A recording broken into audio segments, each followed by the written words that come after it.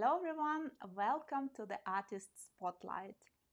On the eve of upcoming premiere of Karuis&Baktus, a Norwegian story for kids about two trolls who made the boy Jens realize how important it is to take care about the teeth, NCC decided to present a very talented team who made this show come true. So today we will talk to the theater designer with a very unique style who worked on the setup and a costume design for Karuis&Baktus. Please welcome TK. Yeah, thanks, Olga. It's nice to be on here as well. Yeah, I don't usually set designers don't usually get interviewed regarding the contents of their work, so this is quite interesting. Oh, congratulations! We are first, but hopefully not the last one. so,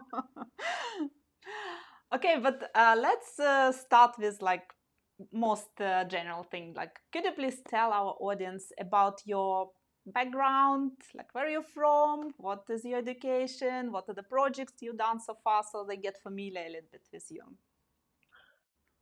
Sure, actually, I'm not that I'm still quite new to the industry, to be honest. I mean, relative to the other more experienced ones. But what I have done, what my background in short is, I was actually in architecture for a couple of years. I'm from Singapore, so I'm Singaporean. I did architecture for a couple of years Mm. before I dropped out. I quit.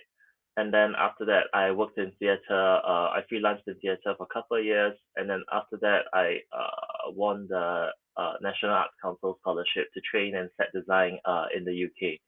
So I trained at the Royal Welsh College of Music and Drama in design for performance, and that was a 3-year course. And I graduated in 2019, right before COVID hit. And but before that, I won the Limbury Prize for stage design in the UK, which is a national theatre design competition that is the most prestigious in the country for fresh graduates. Then after that, COVID came along and everything's been derailed pretty much. Yeah. So every project that I've been involved in has been either postponed or cancelled. Well, a few have come on since, but yeah. Companies I've worked with in Singapore are Checkpoint Theatre, the Opera People. Directors I've worked with are Shou Chen and Jonathan Lam and Checkpoint Theatre, so Hosier and Claire as well. So yeah, not a very illustrious history so far, so still quite fresh out of education, to be honest. Hmm. In the UK, it's mostly been assisting because here in the UK, it's quite the trajectory is such that you assist designers before you actually start designing. So yeah, and like I said, most of the shows were postponed or cancelled. Yes. I see. It's quite interesting that you actually come from the architectural background to the theater design. That's very cool. It's like still design, but just a little bit in another area. Well, that's cool. But what I also learned that you are very interested into using technology in your projects, like VR or AR. How come did you tune to that area? I got into AR and VR, XR as they call it mixed reality. Any kind of mixed reality or augmented or virtual reality. The term for it is XR. In general, as a general term, I got into it primarily during my time in college. So Hmm. when I was in college, I was it was just something that my course leader was interested in and asked me if I wanted to dabble in because amongst my classmates, I was most technologically inclined, I suppose, surprisingly. And that was one that's very serendipitous. But the other reason for that was that in the UK, the primary medium of design is the scale model. So they make actual tiny models for the set. So they make 1 to 25 replicas, which I'm sure you've seen, which is what I've done for Karuis&Baktus as well.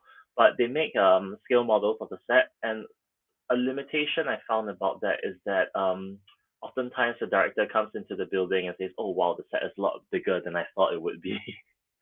So even though the model is to scale, even though the theater is to scale, and everything is made to scale, and that even human figures to show how big people are, there's just no way we can actually really understand how big the space is in relation to our field of view. So that also prompted me to consider how digital pre-visualization, which is very prevalent in TV and architecture, could be used for theater. I found that it was surprisingly underutilized in the UK, so that was something that prompted me to look into it. It's my interest in it is a little different from what most people would imagine, I think. So I think most people would think of how virtual reality has been used for entertainment and storytelling since COVID-19 hit and everyone's been in lockdown. But back when before COVID came, I was thinking of it more as a design tool. So more, like I said, more as a way for directors, for actors, for designers themselves to visualize, what the space would look like. How big would it be when you look around you? Yeah. So not so much as a end in itself, but more of as a tools, as a means to achieving live theater. Sadly, of course, when COVID came along, all that went down the drain. But yeah, it's still something that I am interested in, but it's something I try to work into my process when possible. Yeah, that's for sure a very helpful tool. All this like modern technology is definitely the great way to visualize things. So I totally agree with you. So now I understand.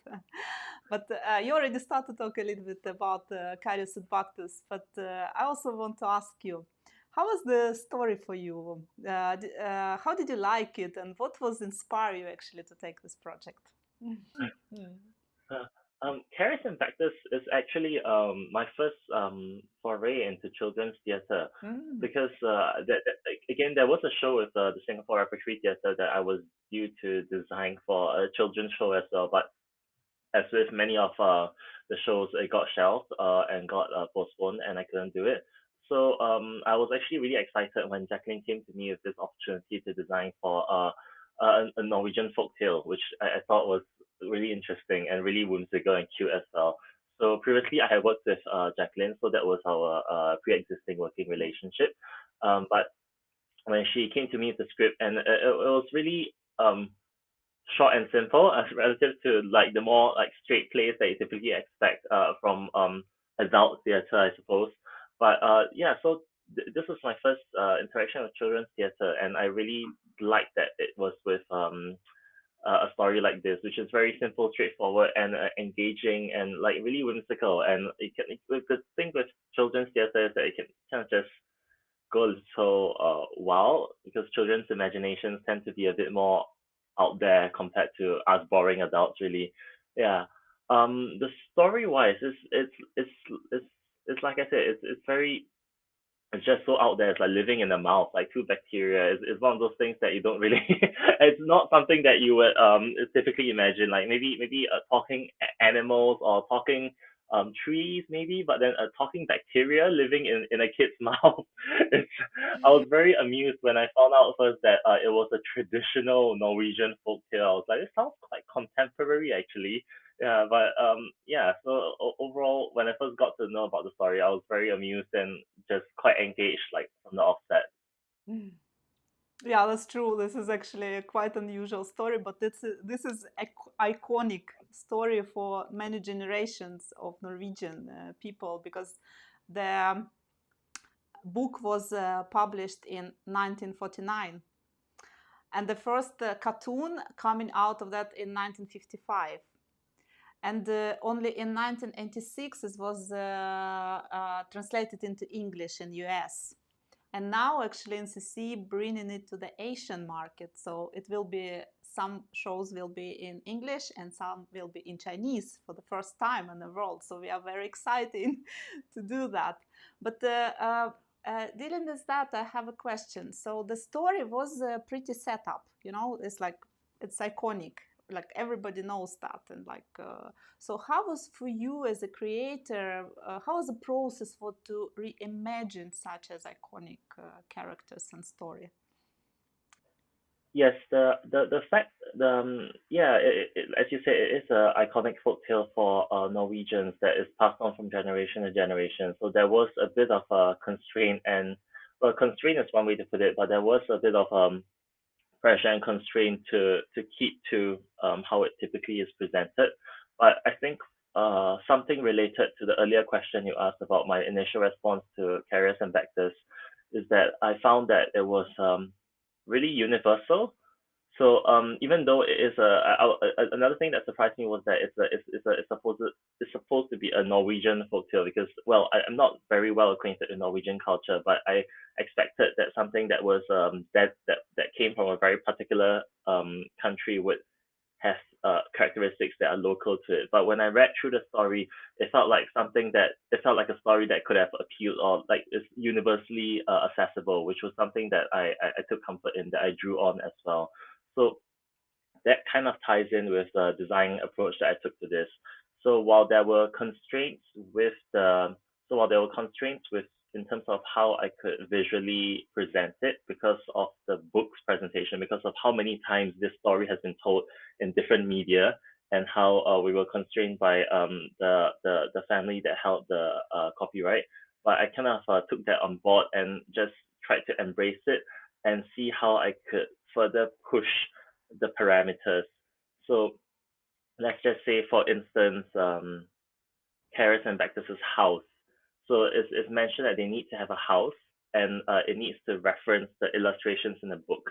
So I didn't particularly mind that, but what I noticed with most of the other productions I'd seen online or research was that this was typically presented in a very abstract manner, or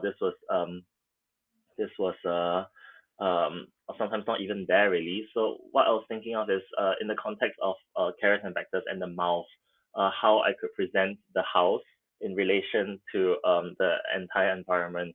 So where possible, I tried to push the limits of it.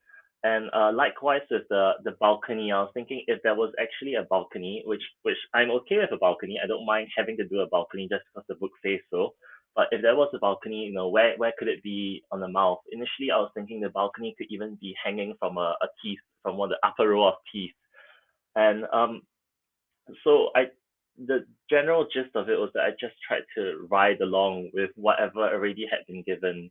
So instead of trying to, reinvent the wheel, I just tried to go along with the existing visual material I had and just see if there were any ways I could further um, dramatize it or accentuate it. Yeah. Yeah, that's absolutely a great story because I saw the probes and I saw like initial story in Norway. I saw that, of course, with my kids, and that's amazing job you did. So it will be like the whole mouse on a stage, all 32 or how many mouse will be presented there, and it will be the real house. So it's a great job, and I guess it took from you some efforts to do that actually, and probably technology helped you a lot to design that, right? Before you said already that Karuis&Baktus is a story for the children and basically for very young Mm-hmm. children. It's like for youngest age, which needs to learn how to take care of their teeth. It's a very nice story, which is teaching them that way. But and you already answered how you kind of take this audience into in mind. But as I already said, we have we bring first time Karuis&Baktus into Asia. So did you have something in mind to appeal to the Asian audience? And to be honest, when I first came across the script and the audience, like I mentioned in one of the earlier questions, it didn't really feel like it needed much recontextualizing. I think the fear of dentists is universal. So I think everyone is scared of going to the dentist. I mean, I am at least. So whether it's Asian children, an Asian audience, or a Western audience, or any audience, I actually thought that this fear of dentists and this concern about your dental health is quite it's quite universally accessible. So I didn't really need to think about how to um, or tweak the design to speak to a Singaporean audience in this instance. It was really more about just creating that sense of immersion to kind of really convince the kids that that we're in someone's mouth, that we are in your mouth. Yeah. So I thought that was mainly the fun bit. Yeah. But other than that, the design was not tailored to a particular audience. I get where you're coming from in terms of the cultural context, but most of it was I mean, especially the way the trolls were having fun and were eating sweet bread and eating sweets. All this stuff is, I think, maybe these differences in cultures tend to show slightly later in life. So I guess at that age, I think most children can still relate fairly easily to, two trolls having fun in the mouth and eating like sweet stuff and enjoying themselves. So no, cultural context didn't figure that heavily in the design process. Yeah, cool. So hopefully then it will be super easy for Asian Singaporean people to digest this story, and it will be super clear actually to understand what is the meaning behind that. Because if you ask any Norwegian kids or even like Scandinavian kids, they will definitely tell you who is Karuis&Baktus and why they should brush the teeth twice a day. So hopefully the audience here will also understand this idea very well. Cool, cool. But I know that now you are like at UK, right? It's early morning there, and so from that perspective, you're working here in Singapore and you're working now in UK. So what do you feel any difference in a Western and Eastern approach to the theater design? How's this world connected? So that's an interesting question because there are a few quite distinct differences between the way design is approached, set design is approached in Singapore and in the UK, at least based on my limited observation over the past several years. But this kind of starts right from the beginning. So what I've observed is that in the UK at least, the design job scope, the design process tends to be a lot more director designer focus centric. So it's one to one, kind of director and designer sit down together, decide what the design is going to be, and then go through a design process. The design is out. Day one of rehearsals, the design is presented to the cast, and the cast has usually no input, hopefully, on the design, and then the design gets realized, and the cast work around it. So what I noticed is that in Singapore, the process tends to be a bit more organic. So it's a bit more multilateral, which could be for better or worse. For better in the sense that more people relate to the design. So rather than working around the design, there tends to be a bit more of an involvement in the process, which can be good for creating engagement and having a stake in it. The downside of that is that then the process can tend to be a bit more convoluted. So that's one thing I noticed. Um, the second thing that becomes evident is the use of the model box. So the model box is not as prevalent in Singapore, primarily because it's so time consuming. It takes a really long time to make a model box, and the pace of each production is so fast that that model boxes aren't the norm, and oftentimes they fall back on digital pre-visualization, which is one of the reasons why I think we're a bit more predisposed to that. I think, yeah. So the medium of communication is also different, and finally, I think the difference in design approach also comes from the kind of constraints that we are faced with. So with no doubt there is definitely an illustrious history of drama in Southeast Asia, which I'm not fully acquainted with, but the focus of the craftsmanship is different. There are different areas of focus on craftsmanship. So in Singapore, there aren't that many scenic artists. Scenic art isn't that heavy a thing, painting wood to look like metal or painting something to look like something. That craft is not common in Singapore. I know that I think there are at most maybe two to four, maybe four or more like theatre scenic artists. I think four is probably the maximum there are. And whereas in the UK, scenic art is a big thing, almost every surface will be painted to look like something. They love dirtying all their surfaces down. They love real, grimy or like lived surfaces, so realistic surfaces. A flat color like the white wall is not something that they are accustomed to.